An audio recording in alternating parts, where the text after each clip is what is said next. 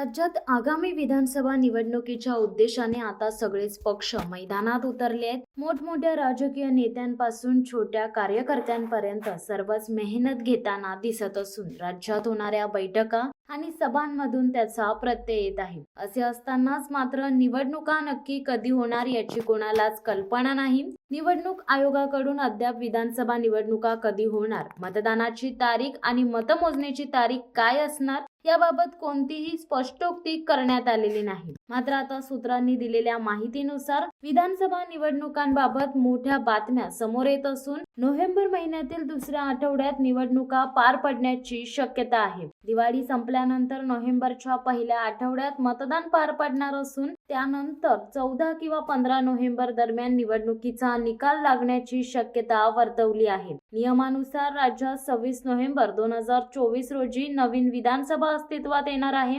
आचारसंहिता लागू झाल्यानंतर साधारणतः 45 दिवसांनी नवीन विधानसभेची स्थापना होणे अपेक्षित आहे। त्यामुळे निवडणूक आयोगाने नोव्हेंबर महिन्याच्या दुसऱ्या आठवड्यात निवडणूक घ्यायचे ठरवले, तर त्यासाठी साधारणपणे 12 ऑक्टोबर पर्यंत निवडणुकांचे वेळापत्रक जाहीर केले जाईल। गेल्या काही दिवसांपासून राज्यात 20 सप्टेंबर पर्यंत आचारसंहिता लागेल अशा चर्चा रंगलेल्या होत्या। मात्र तसे झाले असते तर निवडणुका दिवाळीपूर्वीच म्हणजे ऑक्टोबरच्या शेवटच्या आठवड्यात झाल्या असत्या। मात्र तशी हालचाल अद्याप तरी राज्य निवडणूक आयोगाकडून दिसत नाहीये। मात्र सरकारी कामांचा वेग साधारण गतीने सुरू असल्यामुळे ऑक्टोबरच्या शेवटच्या आठवड्यात निवडणूक होण्याची शक्यता कमी आहे।